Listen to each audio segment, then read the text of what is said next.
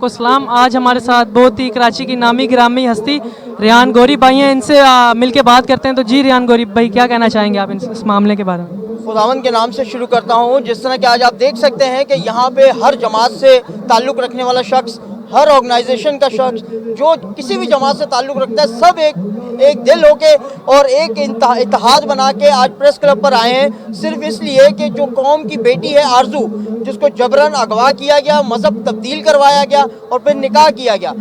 और हम देखते हैं कि हालिया गुजरे वक्तों में इस तरह के और भी बहुत से वाक़यात जो गुजरे हैं, और हमेशा हम एक ही चीज़ को देखते हैं कि हमारे एहतजाज होने के बावजूद भी उन चीज़ों पर नज़रसानी नहीं की जाती। और हम आज एक जगह एक साथ जमा होकर प्रेस क्लब पे ये मैसेज देना चाहते हैं कि खुदारा हमारी बहन बेटियों की इज़्ज़त करें और उनको तहफ़्फ़ुज़ फराहम करें, क्योंकि अगर मैं इस पर एक शेर कहना चाहूँगा, हम जलते दिए को हथेली पर ले के चलना जानते हैं, हम जलते दिए को हथेली पर ले के चलना जानते हैं, अगर वक्त आया तो हम खुद को और तुझको जलाना जानते हैं।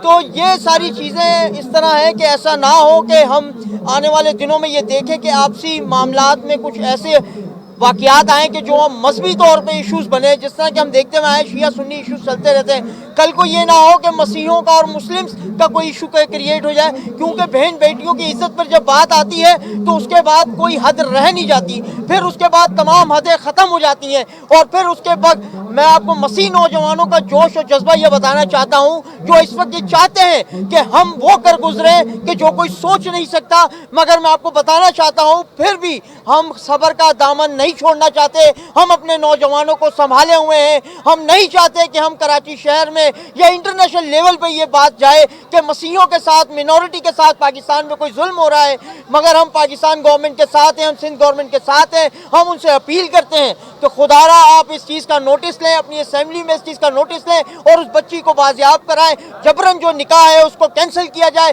13 साल उस बच्ची की उम्र है, जिसको अब बालिग बताया जा रहा है, जो झूठी बात है कि उसकी उम्र 18 साल है।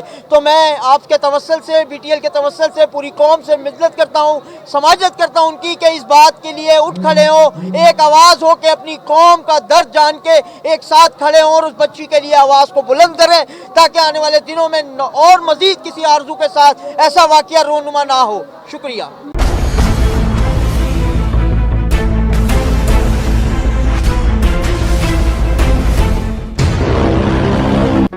Do not forget to like the video, subscribe BTL TV and press the bell icon to receive notifications.